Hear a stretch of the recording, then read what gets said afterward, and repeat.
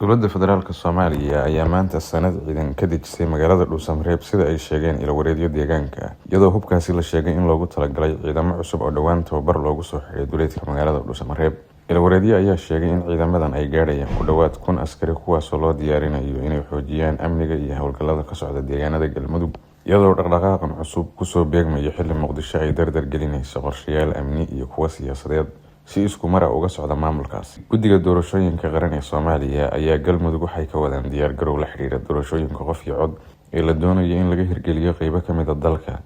Galmudug waxay horey u bilowday ololaha diiwaangelinta codbixiyayaasha iyadoo madaxda maamulkaasi ay si rasmi ah u daahfureen qorshahaas, halka dowladda federaalkuna ay sii kordhisay dadaalka ah in deegaanada doorasho laga qabto. Arrintan ayaa imaanaysa iyadoo madaxweynaha Galmudug la filayo inuu gaadho Muqdisho saacadaha soo socda ama berri, sida ay sheegeen ilo xogayaal ah. Qorqor ayaa hore loogu tirinayay madaxda aan si buuxda ugu qanacsanayn fila Soomaaliya qorshaha ay riixayso ee doorashooyinka isku sidkan, inkastoo aan weli si rasmi loo ogeyn mowqifka uu hadda ka qaadan doono isbedelada socda. Ilo deegaanka ayaa sheegay in awoodii siyaasadeed iyo tan amni ee ka hor istaaga kartay hirgelinta qorshaha dowladda federaalka ee Galmudug ay sii yaraanayso, taasoo muujinaysa in maamulkaasi uu galay marxalad kala guur ah